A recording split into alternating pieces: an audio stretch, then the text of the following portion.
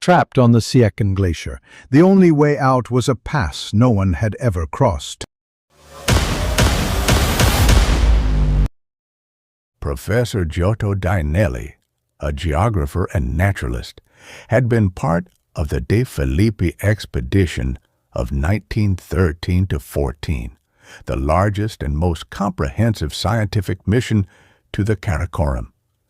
That experience left him with a strong desire to return, not only to see the mountains again, but also to fill gaps in the geological knowledge of the region, particularly the Nubra Valley and its vast Siachen Glacier, whose geology was unknown. He aimed to connect his earlier research in the Upper Shehr and Rimo Basins with studies westward by his former pupil, Dr. Ardito Desio, and others, and to expand anthropometric and ethnographic records he had already begun.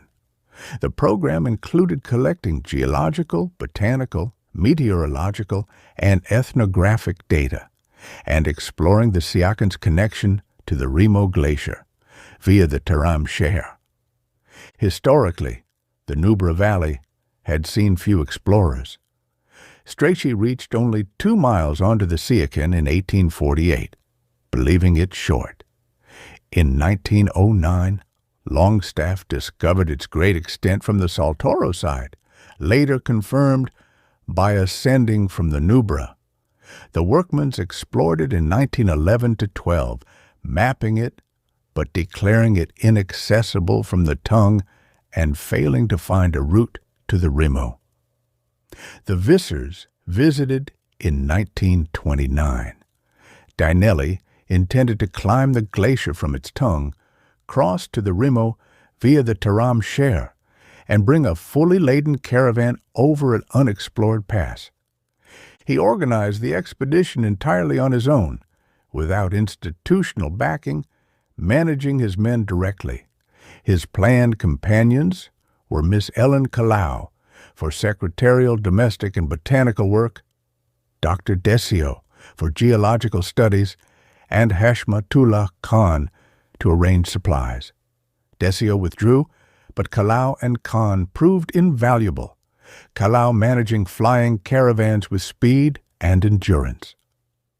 Leaving Florence on 9th of April 1930, Dainelli traveled via Bombay, where provisions sent from Italy awaited, to Srinagar, preparing 180 coolie loads.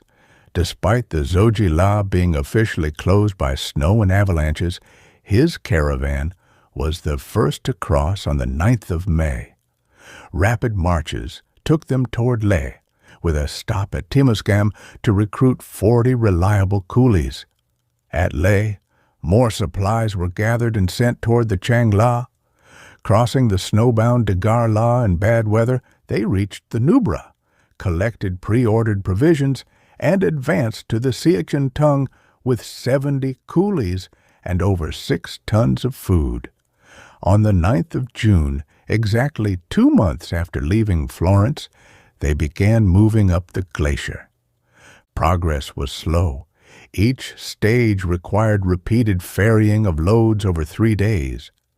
After 15 days, they reached the Terram Shehr junction and established a base camp at 15,800 feet in a sheltered, sunny, vegetation-rich site.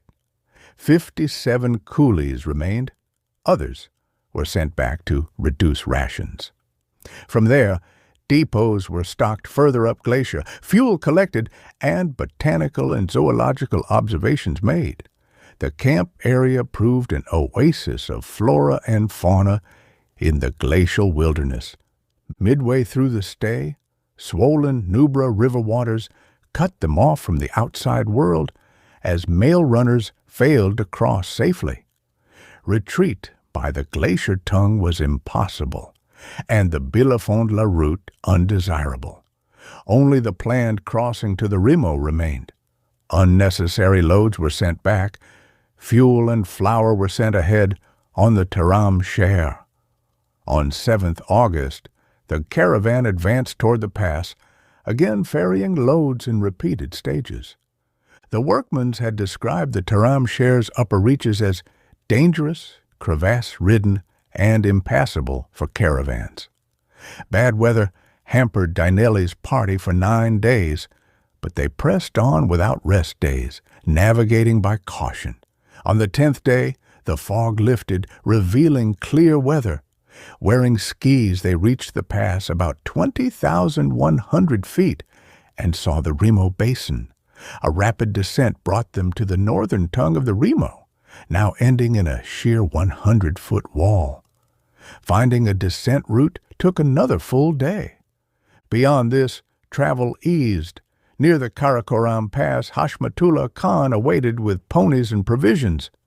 2 weeks' march via the Depsang and Saser-La returned them to the Nubra, where loads from the Siachen snout were retrieved.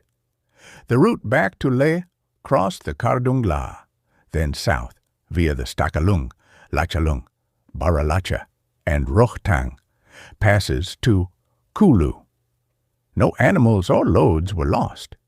The expedition determined new topography at the Siachen-Rimo watershed, correcting errors in existing maps and clarifying glacier connections. Geological specimens from the Cretaceous, Triassic, and Carboniferous were collected, along with meteorological data, anthropometric measurements of 150 individuals, and 450 alpine flora specimens. Despite lacking Dr. Desio's assistance, Dainelli considered the results successful. The newly crossed pass was named Italy Col in recognition of Italian contributions to Karakoram exploration.